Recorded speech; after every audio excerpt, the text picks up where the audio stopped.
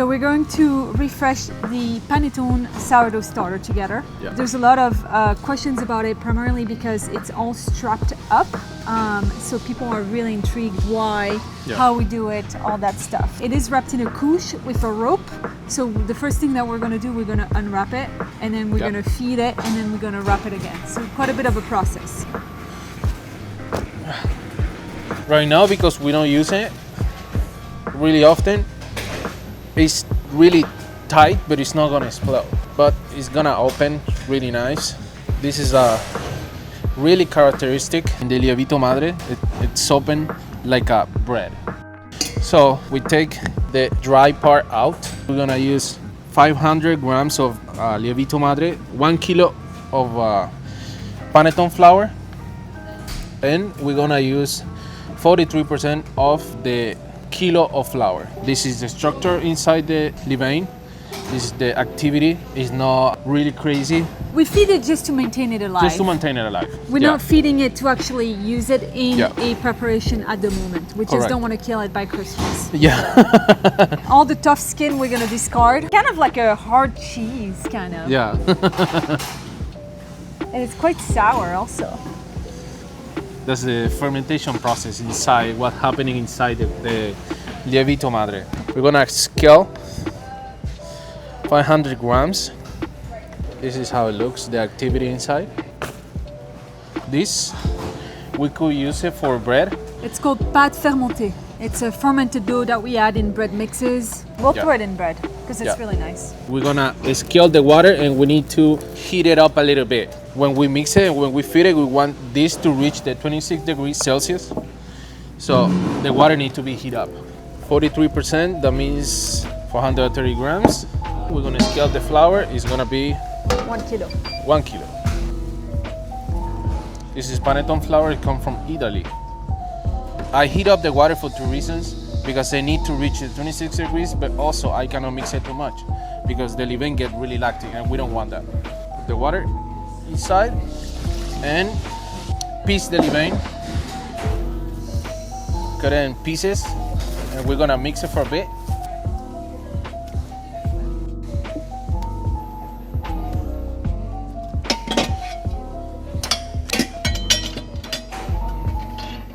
Check that. Oh yeah, okay, we're good. A little bit more maybe? Okay. We cannot mix it too much, so this is how it looks. A bit rough, but we're gonna make it really nice and smooth in the sheet.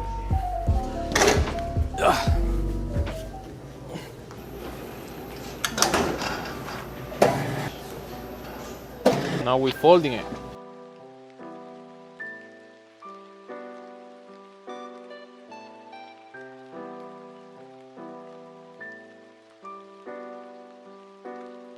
So it's really important that the dough before you fold is undermixed.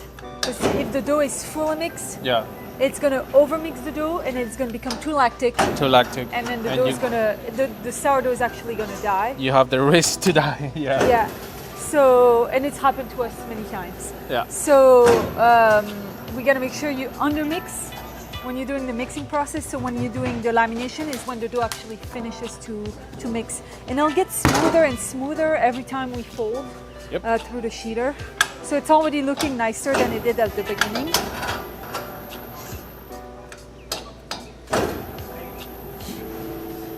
So when we're doing a single fold, we're visualizing that the dough is going to be folded by thirds. So we're going to fold 1/3 over. It doesn't have to be perfect. Doesn't have to be perfect. And then we're going to fold the other third over. So we're going to put the folded part on the bottom. And then if it's not perfect on the corners, it's okay. And then we're going to do a quarter turn. So we're now going a different direction. So we don't always go the same direction. We crisscross.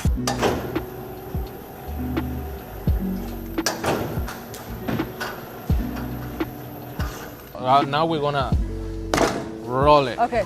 Okay. So let me start. Okay. So we're gonna do this to stick, and we're gonna roll it. Okay. Just the first one you kind of seal it. Yeah. And then the second one, do you seal it also? just let it go. Just let it go. Let it go. Are we trying to be specifically tight? No. Just need to let it go. And in the last part, we also do the same thing. Okay. We seal it a little bit.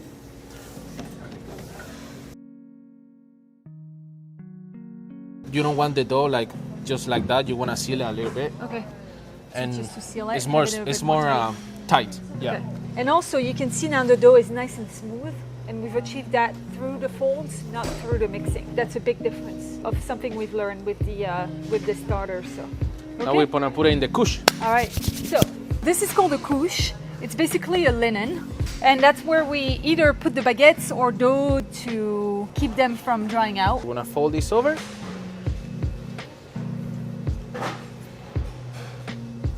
And fold this over.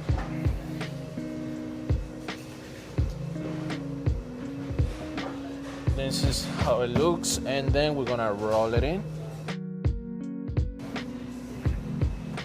Perfect. And we Nice put and tight. another couche. This is what happened when the levain is It explodes. really strong. It breaks the couche So two couche, why? Make it to even create more tight? anaerobic straight.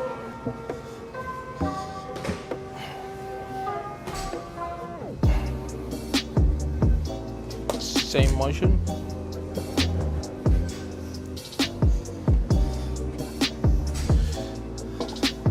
I don't know, in my teacher, Maximilian is gonna say something about this, but I'm ready. Okay. Now we're gonna put the rope, and we put it like this, tight. Make sure it's nice in the middle, because when the levain ferment, you wanna distribute all the fermentation even.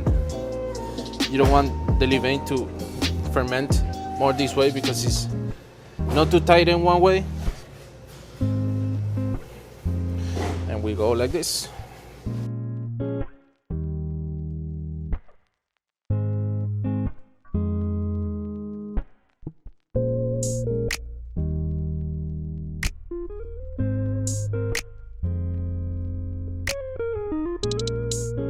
The most important part about this is you distribute these ones.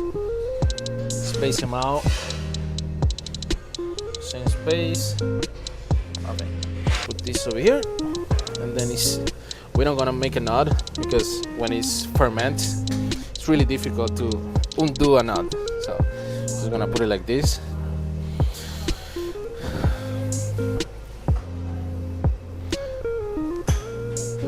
This is gonna go this way.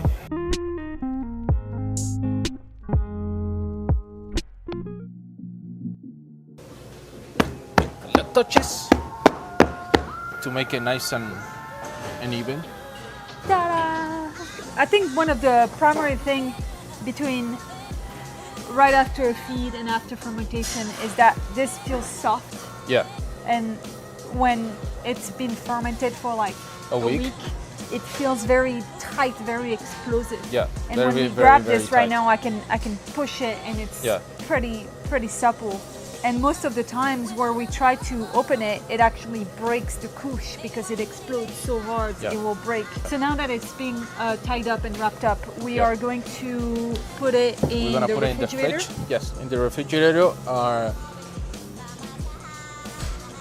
3 degrees Celsius. Okay. 3 to 5. Right now, our purpose isn't to have it be active enough to Correct. make a recipe out Yeah. of it. It's just to keep it alive.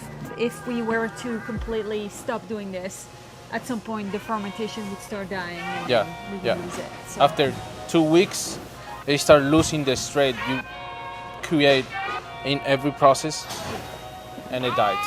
there you go. If you have any question, let us know. Yep.